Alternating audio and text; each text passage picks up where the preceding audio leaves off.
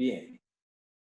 Recién decíamos que era necesario determinar la cantidad de calor necesaria para nuestro diseño, para agua caliente sanitaria sola, o para calefacción sola, o para la suma de los dos. ¿Qué tanta energía necesitaba? Acá está la formulita, dijimos, la cantidad de calor necesaria en kilojoules es igual al volumen, o sea, al consumo diario de agua caliente sanitaria más calefacción o agua caliente sanitaria o calefacción sola, multiplicado por el número de días que contiene ese mes. Recuerden que aplicamos esto mes a mes durante los 12 meses. Por supuesto que hacerlo con hacer esta aplicación a partir de una calculadora es un dolor de cabeza. Yo no se los voy a dar así, se los voy a dar mucho más simple. Les voy a dar directamente la planilla de cálculo Excel que uso yo para este tipo de cálculos y verificación, así que no van a tener ningún problema. Lo único que entiendo es, como ya le estoy dando la comida masticada, que no se trate que sean bebés, que tienen que aprender a masticar. Entonces, tienen que entender lo que hacen, cosas de que yo no quiero tirarles un drama de tener que calcular y una complicación tremenda, me parece una estupidez, no busco eso. Lo que yo les voy a dar es una explicación que deseo de todo corazón que la entiendan, la aprendan, y bueno, la base de datos la hice yo con mi trabajo, y se la paso porque tienen que tener. Es una forma muy práctica para hacer estos diseños. Por supuesto, todo resuelto. Yo a través de ese, podríamos decir, una planilla Excel simuladora que utiliza el método F-Chart, ustedes van a poder diseñar y determinar qué cantidad de cierto tipo de captador solar de placa plana van a poner para la energía que ustedes necesitan. Entonces ya no tienen que diseñar eso, se acabó. Ustedes directamente tienen que armar la estructura con un buen plomero que va a trabajar para ustedes, obviamente, armar la estructura de todo el sistema, cómo va a calentar el agua, cómo va a intercambiar temperatura con las distintas partes de lo que ustedes diseñen como sistema de calentamiento. Que también lo pueden sistematizar. Ya vamos a ver todas esas historias, la vamos a ir viendo. No es que tenemos mucho tiempo, pero a mí lo que más me importa es este tema. O sea, que ustedes sepan diseñar equipos de esta naturaleza y sepan hasta dónde pueden llegar. Bien, decíamos que la cantidad de calor por la fórmula esta es igual al volumen necesario, tanto de agua caliente sanitaria como de calefacción, o de agua caliente sanitaria y calefacción, por el número de días que contiene el mes en estudio. Por ejemplo, enero, ¿cuántos días tiene? 31. Bueno, entonces para enero es 31 días, el N. Pero para los otros meses va a ser en función de los días que tiene. Parece medio tonto, pero es así. Entonces nosotros ponemos esos datos en una planilla de cálculo, cosa que ya salga automáticamente. El RO densidad del agua, que es 1 kilo por litro, lo adoptamos, no lo modifiquemos más.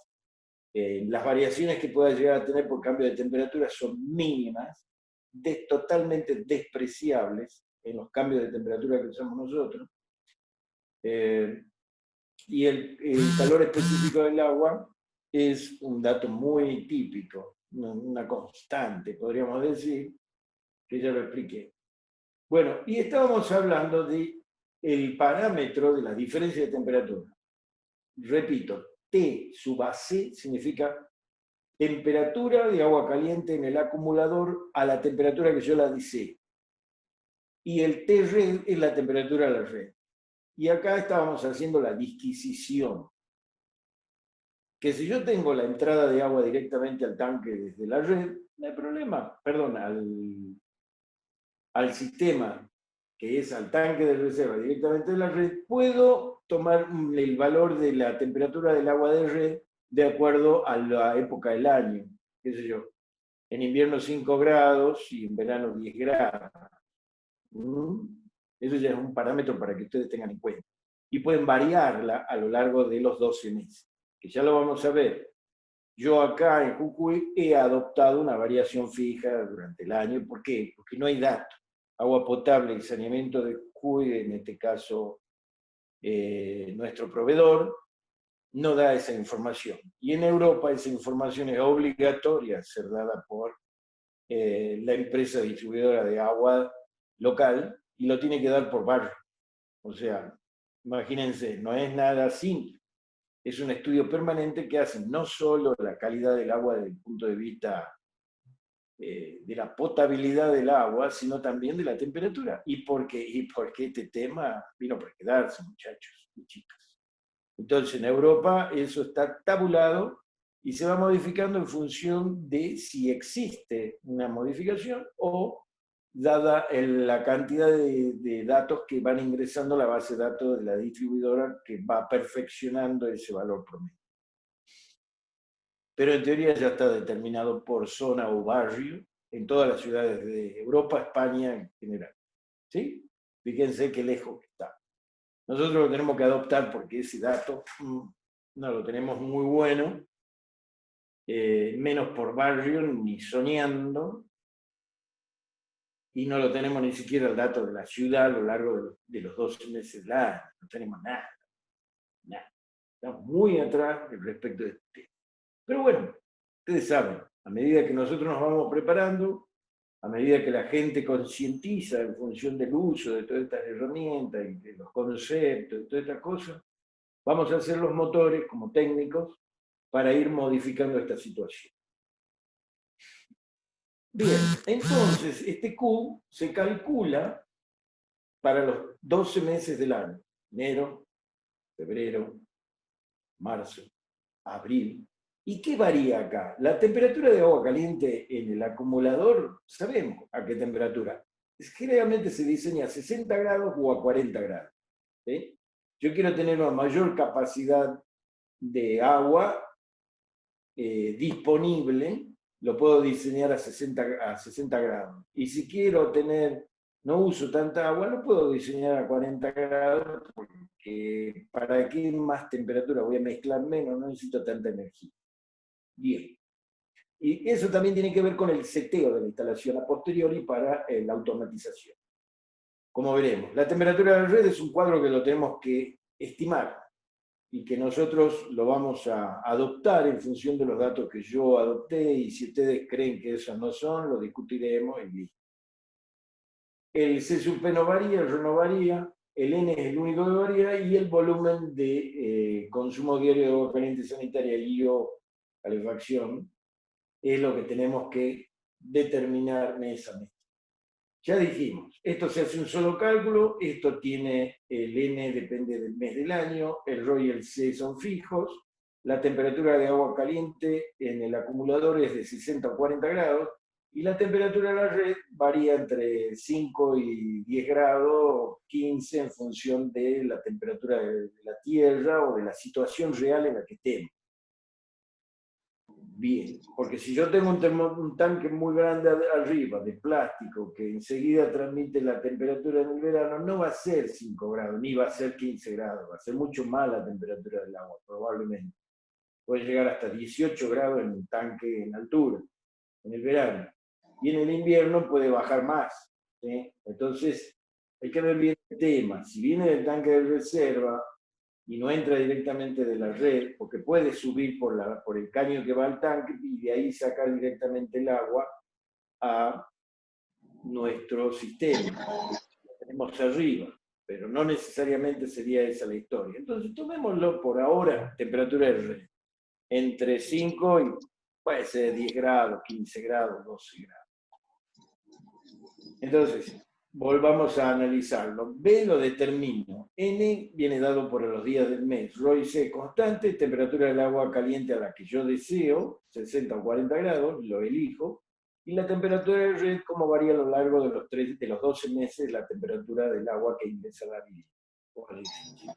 Bien, hasta ahí tenemos la determinación de Q, la energía necesaria para nuestro sistema. Por otro lado, dice, la energía absorbida por el captador viene dada por la siguiente expresión. Ahora, ¿qué es lo que hace el ñato? Los chicos determinan,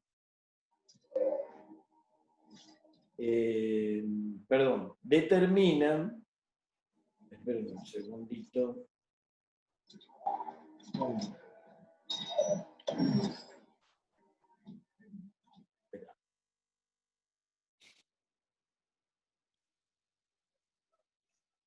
va a hacer unas determinaciones que por ahí pueden llegar a sonar un poquito complejas, pero en realidad no es así.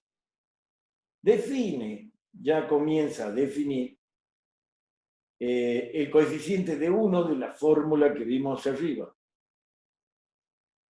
Cálculo del parámetro de 1 y del parámetro de 2. Valoración de la radiación solar incidente a la superficie inclinada del captador o captador. El segundo punto es determinar la energía incidente en el grupo de captadores que estamos diseñando.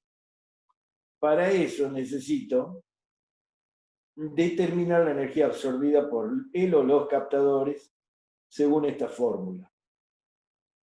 ¿Sí?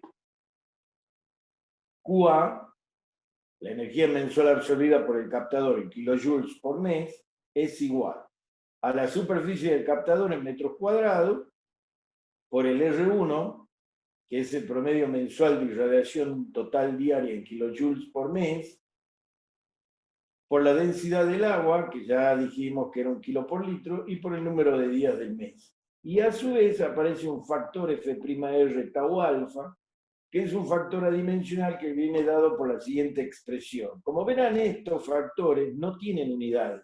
Son factores que tratan de corregir las curvas o corregir las fórmulas de acuerdo a la situación o a las características del captador en este caso. ¿De dónde salen estas cuestiones? Y estas cuestiones salen del captador.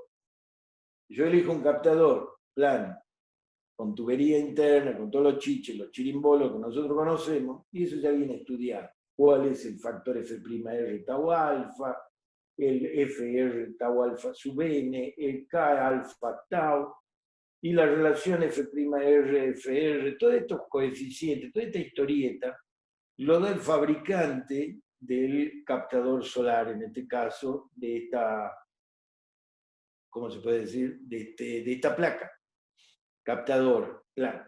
Es algo así como los parámetros que le corresponden a un panel solar, lo da el fabricante. La intensidad de pico, la corriente de cortocircuito, la potencia. Entonces nosotros nos calculamos, determinamos en función de lo que nosotros vamos a colocar y se acabó la milonga. Me lo da el equipo que voy a poner. Esto es lo mismo. Este factor, no hay que volverse loco, es un factor o son un grupo de factores que dependen del aparataje que pongan en el techo para captar la energía.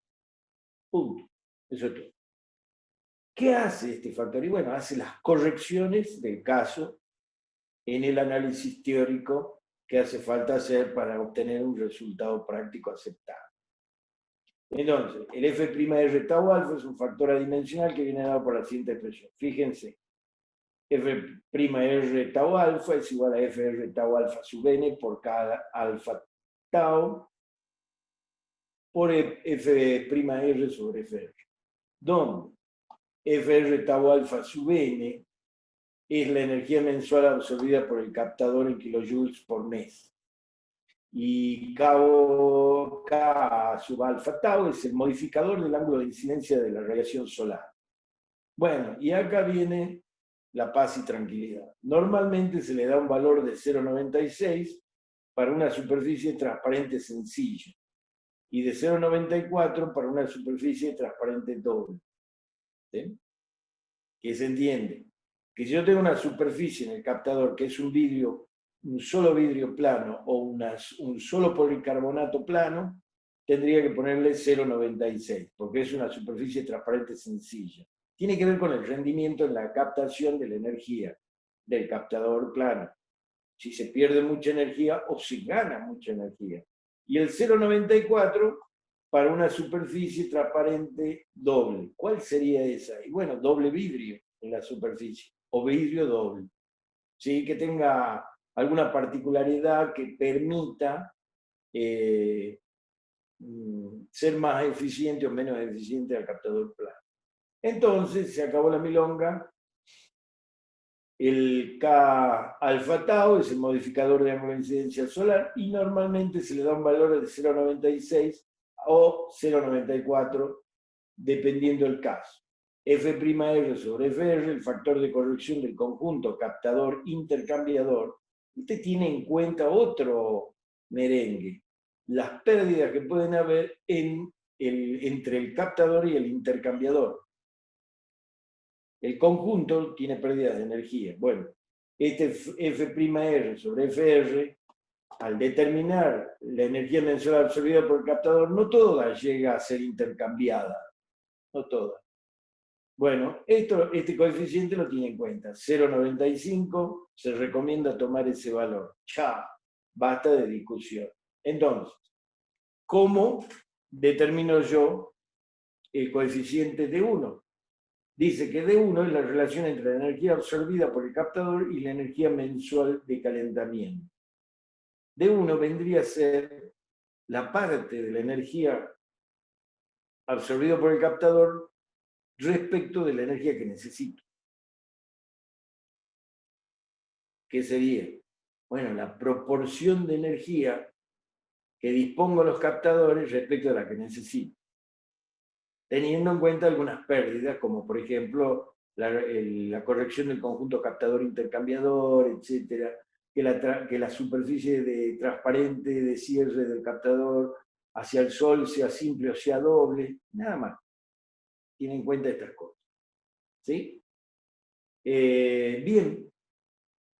Por otro lado dice, o sea, de aquí, mediante el uso de esta ecuación de acá arriba, y en los valores obtenidos mes a mes con esta otra ecuación, determino el valor de 1, la relación entre la energía absorbida por el captador y la energía mensual de calentamiento necesaria. Tendría que decir, para aclarar, que Q solita es la que calculamos arriba, que es la energía que yo necesito. ¿Sí? Bien. Por otro lado, dice, la energía perdida por el captador se determina a través de la expresión. Fíjense en el choricito de esta expresión. UP, Q sub P, es la energía perdida por el captador. A ver, ustedes dirán, la energía perdida. Y sí, porque no toda la energía que recibe en la superficie del captador es transformada al sistema, o sea, es derivada al sistema primario. No toda la energía que recibe el captador orientado hacia el sol, toda la que llega, es transformada directamente, no tiene una eficiencia del 100% en ser transformada dentro de los cánulos por donde circula el agua o el fluido caloportador, ¿no? Bien, no toda. A ver, y bueno, hay que ver cuál es la energía perdida. Entonces estos muchachos analizaron el comportamiento de un captador plano de placa en una terraza, en un lugar abierto, tiene que estar en un lugar abierto, para que le dé el sol durante el tiempo que el sol da. Entonces, de esa manera llegan a analizar las pérdidas. Y a ver cómo lo hacen. Vean. Q sub P, dice, es el área del captador, bueno, lo que está expuesto al sol, para saber cuál es toda la energía que recibe y qué parte de esta se pierde. El área del captador por F'R por U sub L por 100 menos TA por delta T de tiempo por K1 y K2. A ver, ¿qué son cada uno de estos numeritos, de estas variables supuestas que están en la fórmula de la energía perdida por el captador? Y bueno, la energía con su P, la energía perdida mensualmente por el captador en kilojoules por mes, siempre lo mismo.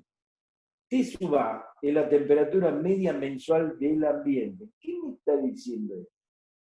Me está diciendo, yo por un lado tengo que llevar todo a la temperatura de diseño TAC, que es la temperatura de agua caliente en el acumulador, o la temperatura de agua en el acumulador. Y tengo una temperatura de red. Entonces, ¿qué me dice? Che, ojo, porque para yo calentar el fluido, que va a terminar calentándome el agua, porque este es un sistema primario por un lado y secundario por el otro, sí o sí, ¿qué es lo que tengo que hacer? Y bueno, voy a tener una temperatura ambiente que va en contra de mis necesidades. ¿Por qué?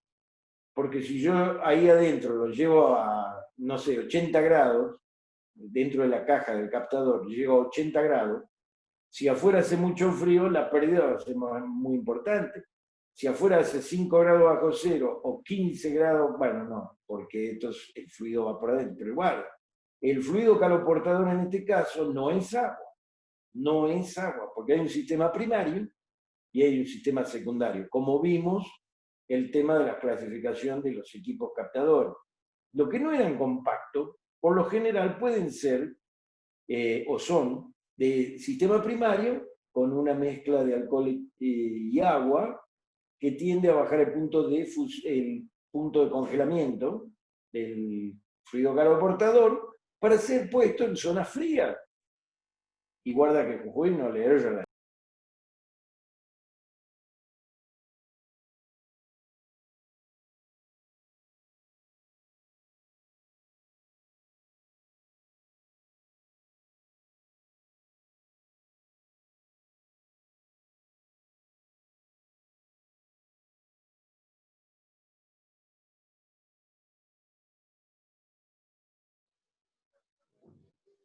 Yo sí, yo necesito sí o sí mantener un margen de separación entre la temperatura posible de congelación 0 grados y la de no y una segura. Y ese margen en este sistema y en todos los sistemas se adopta de 10 grados centígrados. O sea, si yo tengo una temperatura mínima de -1 grado, ¿sí? Histórico, mi equipo debe prever -11 grados de temperatura que puede llegar. Tiene que haber una cierta seguridad como para que no ocurra, porque si ocurre un histórico mucho más abajo, se pudre todo porque se me revientan todos los caños. ¿Sí? Entonces, cuidado con eso. La temperatura, generalmente, ¿dónde irían mejor estos equipos? En el norte, sistema primario y secundario. ¿Por qué? Porque no hay forma de evitarse esta historia del congelamiento. Entonces, el fluido caloportador en ese caso es como los autos. Los autos en la puna no pueden estar con agua en el radiador, tienen que tener un fluido caloportador o lo que se conoce como el, ¿cómo se llama? El agua que nosotros usamos en el refrigerador, como refrigerante del motor, que en realidad no es para refrigerar, pero sí es para refrigerar el motor, para sacarle temperatura al motor y tirarla al medio ambiente. Ese fluido no puede ser cualquiera. Acá no hay problema si ponemos agua alrededor. Lo peor que puede pasar es que se me coma la tapa del cilindro por el óxido, pero no va a haber congelamiento teórico, ¿sí? Pero, qué sé yo, en La Quiaca, que tengo -20 grados centígrados, si ese auto está parado afuera una noche, seguro vamos a tener problemas. Después de fuga de agua, ¿por qué? Porque se va a intentar romper todas las cañerías. Las de goma no, pero las otras sí, las va a intentar romper. Las de metal las va a quebrar longitudinalmente, la va a romper. Entonces tiene que tener algún producto que baje el punto de congelamiento de ese fluido. Y eso es meterle un alcohol en una cierta proporción con el agua. Bien, eso es lo que nosotros compramos, decimos, necesitamos fluido para el radiador. Es eso. Por lo general tiene eso. Por supuesto, otro aditivo, antioxidante, dicen, no sé, no me consta a mí, pero bueno, dice que lo tiene. Bueno, pero acá lo más importante es que sea muy buen caloportador. Se transforma en un buen fluido caloportador. ¿Me entienden? Bien. Entonces, la energía perdida mensualmente en el captador en kilojoules por mes, frente a la temperatura media mensual del ambiente. Y el tiempo considerado, porque durante todo ese tiempo va a haber, si la temperatura exterior es baja en invierno, va a haber pérdida de energía. Y eso aumenta. ¿Sí? Al bajar la temperatura, este 100 queda más grande y aumenta la pérdida de energía. Y al subir, qué sé yo, la temperatura a 40 grados centígrados en verano, este valor interno de la diferencia disminuye, por lo tanto la pérdida disminuye. ¿Por qué? Y porque nos vamos acercando a la temperatura de funcionamiento de la placa captadora solar térmica. Entonces va a haber menos pérdida de energía. Ese es el concepto del TA, la temperatura ambiente. Entonces, otro dato que en Europa es totalmente conocido en todas las ciudades, en todos lugares, es la temperatura ambiente promedio mensual. Hay tablas con eso. Acá no hay nada. Pero más o menos podemos hacer un estimativo entre la máxima y la mínima, tomando series de valores que hay, si eso están. Pero habría que tomar la serie de valores mensuales y sacar el máximo y el mínimo por mes, o el promedio mensual de temperatura diaria. No es tan fácil. Pero bueno, capaz que se consigue. Yo no lo encontré, la verdad. Por ahí ustedes si lo googlean lo pueden encontrar. Bueno, la temperatura ambiente media mensual la pueden conseguir, bárbaro. Y si no, la estiman o la calculan aproximadamente. El tiempo considerado viene a ser una multiplicación de la cantidad de días del mes. El n que teníamos arriba, volvemos a usarlo acá, los días del mes por 24 horas por 3.600 segundos por hora, y eso me da en segundos el periodo de tiempo considerado. Son números grosos eso, pero no importa, funciona. Y luego el coeficiente F'Rul, que puede expresarse de la siguiente manera. Ahí está otra vez, donde F'Rul es la pendiente de la curva del rendimiento del captador. Eso tiene en cuenta una curva que es cómo rinde el captador a medida que la temperatura exterior aumenta o disminuye, habíamos visto anteriormente. Pero por otra parte, qué tanto transfiere toda la energía que recibe a el fluido caloportador, qué tan eficiente es. Bueno, esa es la pendiente de la curva de la eficiencia en la transferencia de la energía entre la energía radiante que recibe el captador solar y la energía que queda en el fluido caloportador. Es una relación. Dice, K1 es el factor de corrección por almacenamiento obtenido a través de la siguiente ecuación. K1 es igual al volumen de acumulación total sobre 75 veces el área de los captadores, todo elevado a la menos 0,25. ¿Sí? Bien.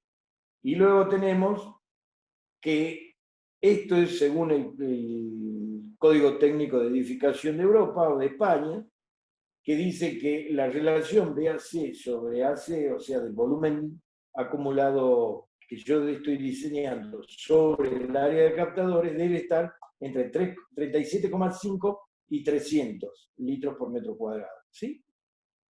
¿Por qué? Bueno,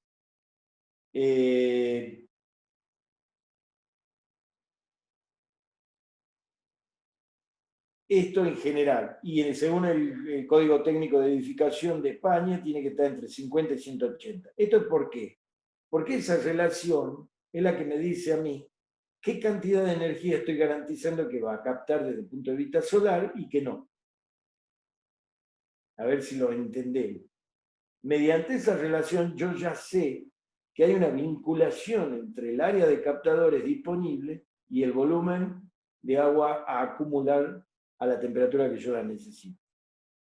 ¿Y por qué viene esa relación? Porque nos está diciendo, esto es mi aseveración, me están diciendo por otro lado, che, loco, ojo, no me pongan ni mucha área de captación ni poca área de captación en función del volumen de agua. Tiene que estar dentro de la relación de lo que ellos quieren. ¿Qué quieren ellos? Y ellos quieren, en función de la ubicación, un aporte definido de energía mediante este método. Yo sé que lo estoy complicando, pero esto es así. El método de fechar y en Europa, cómo se usa, yo le estoy dando todos los datos. Esto acá en Argentina no existe, no hay una relación límite que me diga a mí que el volumen de acumulación total sobre el área de captadores tiene que guardar una relación. No me dice acá no hay nada que valga. Acá, en realidad, este BAC sobre AC no existe. Pero ¿qué significado le da el Código Técnico Español o Europeo? Le da el significado de decir, che, mira, entre 50 y 180 lo admito. Porque yo sé que no le estás haciendo comprar una instalación fastuosa al pobre tipo de la casa o del edificio, y no estás pijoteando la instalación para cumplir conmigo y no generarte la energía que necesitas como mínimo de acuerdo a lo que yo establezco. ¿Se entiende algo o no se entiende? Esto tiende a fijar la escala del aparato diseñado. Me está dando una escala, me está diciendo, no te salgas de esto. O si te salís de esto, me estás haciendo gastar mucho al tipo que lo está instalando, al dueño de casa, del edificio, o gastando nada y haciendo poner todas unas porquerías en el techo y un sistema que no va a funcionar. Que no va a funcionar de acuerdo a lo que el código quiere. ¿Y qué quiere el código? Bueno, aparte de esto, según la ubicación en España, por ejemplo, o en Europa, te dicen a vos, yo quiero que la aportación solar como mínimo sea del 30%. A ver, ¿cómo se entiende esto? Y lo tengo que cumplir, si no, no me autorizan la construcción. Sí. Esto es como el envolvente de los edificios. Si estuviera a la ordenanza, no lo puedes construir si no lo haces como corresponde, cumpliendo con eso. En Europa esto ya está vigente. Esto ya está vigente. Vos no podés construir un edificio de departamento con un sistema centralizado de agua caliente sanitaria y o calefacción que no prevea un mínimo de energía solar del 30%. ¿Cuándo se va a producir ese mínimo? En invierno. ¿Por qué? Y porque en verano va a volar y aparte no necesito tanta energía. Eso lo sabemos. Bien, entonces lo que dicen los españoles, por ejemplo, si tomo como parámetro los españoles, es en mi castillo todo esto se hace de esta manera. La aportación solar al agua caliente sanitaria y a la calefacción debe ser del 30% como mínimo.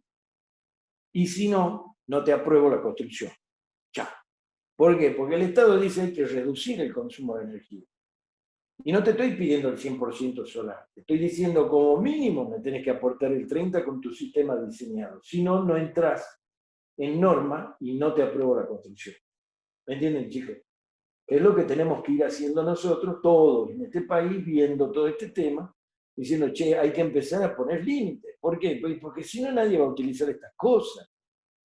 Porque el argentino es hermosamente difícil de manejar en ese aspecto. Si queremos disminuir el consumo de energía del mundo, tenemos que empezar a pensar en serio.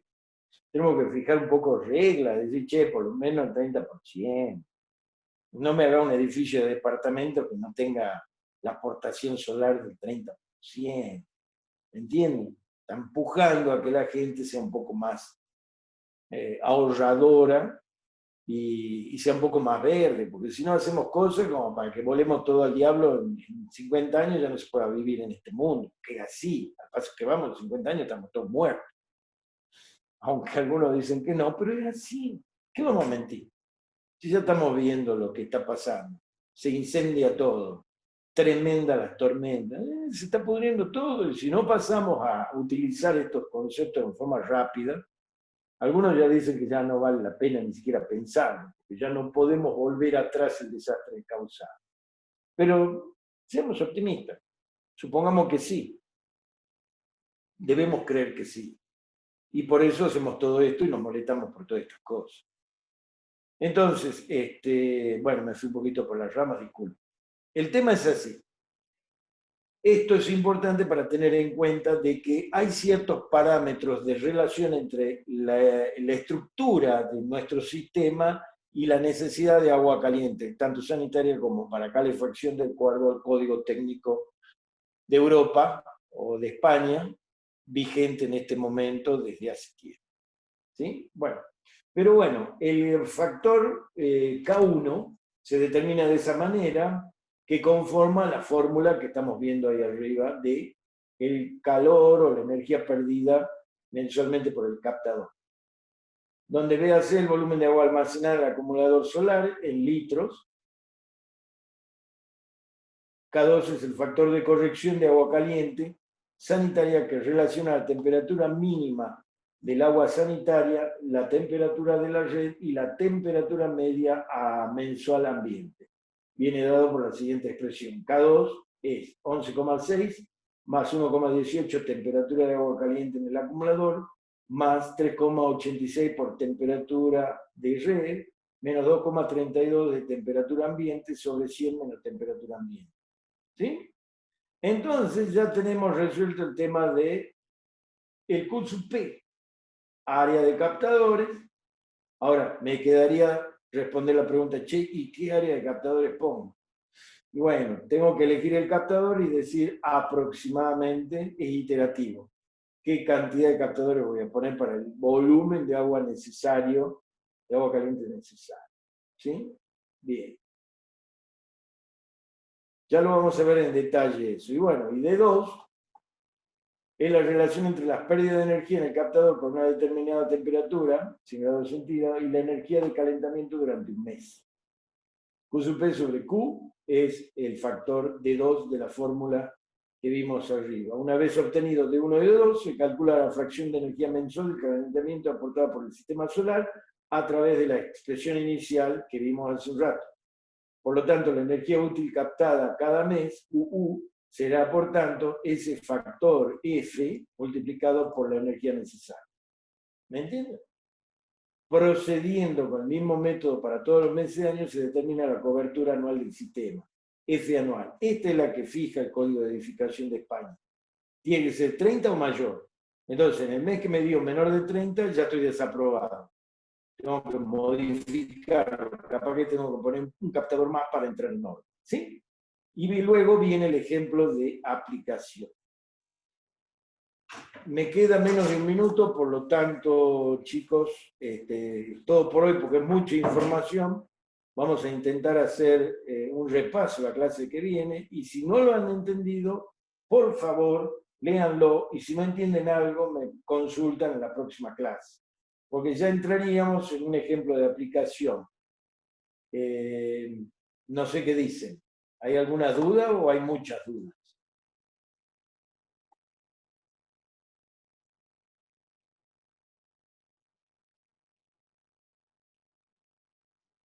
Porque de paso se me está acabando el tiempo. Así ya entramos en un ejemplo de aplicación claro y conciso, previo a la ejecución del trabajo práctico número 2. No se desesperen.